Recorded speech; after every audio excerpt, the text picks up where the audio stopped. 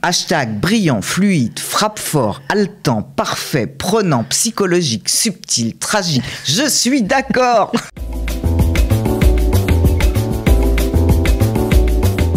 Nous sommes ensemble avec Nathalie Hirschsprung pour parler d'un livre qui s'appelle Blizzard, écrit par Marie Vintras. Alors, juste, je peux citer une petite phrase pour une fois, Nathalie? Allez, c'est moi qui cite la phrase. C'est bien une idée de môme, ça, s'inquiéter de briser le cœur de quelqu'un. Alors déjà, ça nous met dans l'ambiance. On ne sait pas si c'est une histoire d'amour filial ou une histoire d'amour tout court. En tout cas, ça a l'air sympa. C'est un premier roman, bien sûr. C'est un premier roman paru au mois d'août, là, rentrée littéraire. Et la grande librairie ne s'y est pas trompée. Je cite, Marie Vintras est la mère du meilleur premier roman de cette rentrée littéraire. Blizzard, aux éditions de l'Olivier, est un huis clos dans les grands espaces, soutenu par un suspense infernal, véritable réflexion sur la paternité, car les héros et les salauds ne sont pas toujours ceux qu'on croit.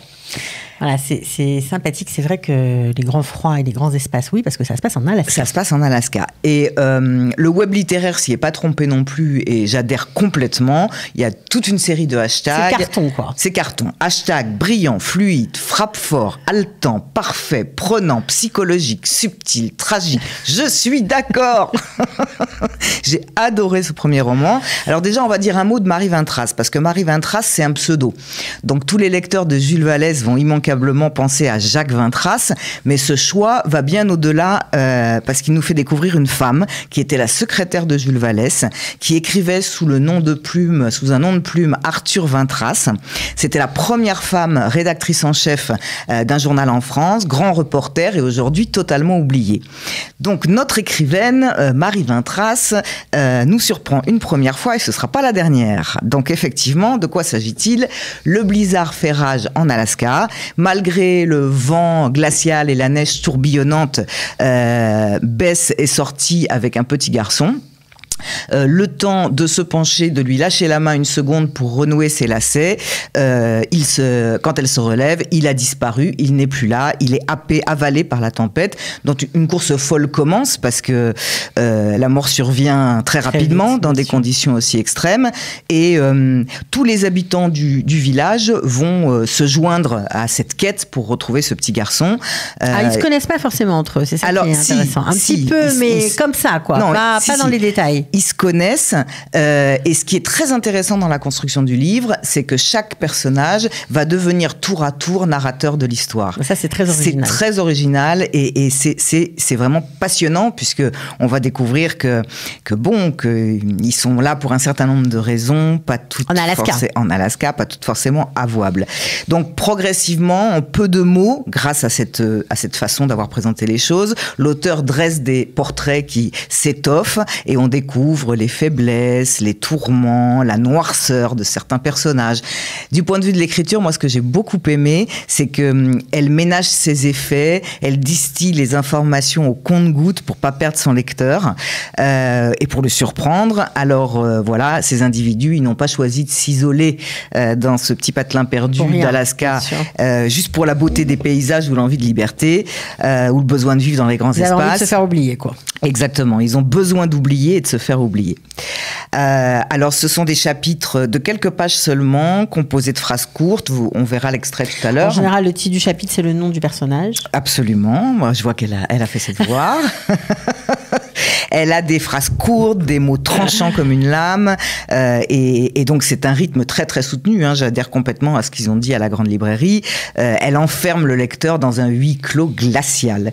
Donc face au blizzard, chaque personnage se dévoile, l'écriture décrit avec beaucoup de justesse les sentiments cachés des personnages, il est question de douleur, de souvenirs, de culpabilité. C'est cette disparition qui les met face à leur propre manque, leur propre faille. C'est au moyen de cette disparition et un peu du monologue intérieur de chacun qu'on va découvrir par petites touches ce qui s'est passé dans leur vie, y compris traumatisme, guerre, notion de parenté, etc. Donc c'est vraiment un gros coup de cœur. Moi j'adhère complètement à tout ce qui s'est dit. Ça, on entend. J'ai vraiment adoré, c'est nouveau, c'est super bien écrit, c'est une situation tout à fait novatrice par rapport à tout ce qui a pu sortir en cette rentrée littéraire. Voilà, et malgré son curriculum vitae très chargé, c'est son premier roman. C'est son premier roman. Voilà, c'est son premier roman. Très, très réussi pour une première. Alors, comme tout ce qu'elle fait, entre nous. Et les éditions de l'Olivier, honnêtement, on peut faire confiance. On se trompe pas, c'est sûr. Alors, un petit extrait. Bess, je ne vois rien.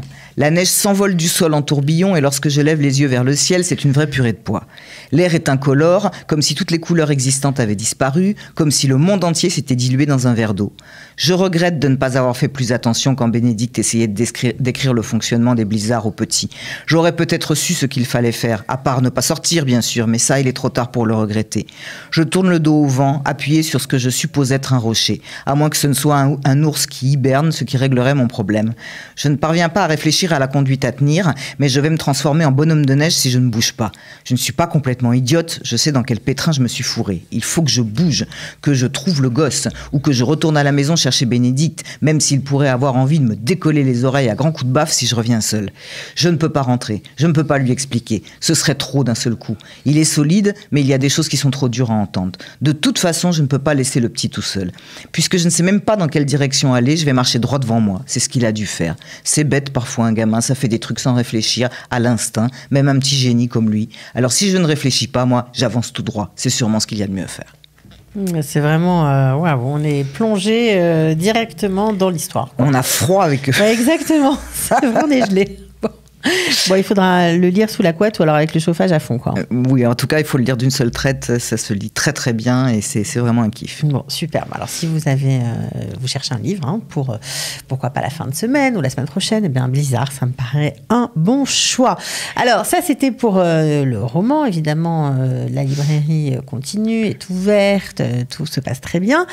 Mais vous reprenez les rendez-vous littéraires. Alors, on en a déjà eu 2 là. On avait eu les 20 ans de la librairie avec Stanislas Mahé, et puis après on avait eu Emmanuel Chibert, et là on espère bien, si la situation le permet, recevoir le lundi 27 décembre à 19h Yaël Pachet pour un livre que j'ai adoré, que j'ai d'ailleurs présenté ici, qui s'intitule Le peuple de mon père, et puis également à l'occasion de la sortie de Autobiographie de mon père, qui est un livre de Pierre Pachet, son père, sur le père de Pierre Pachet, c'est-à-dire le grand-père de Yaël, qui est préfacé par Yannick Enel.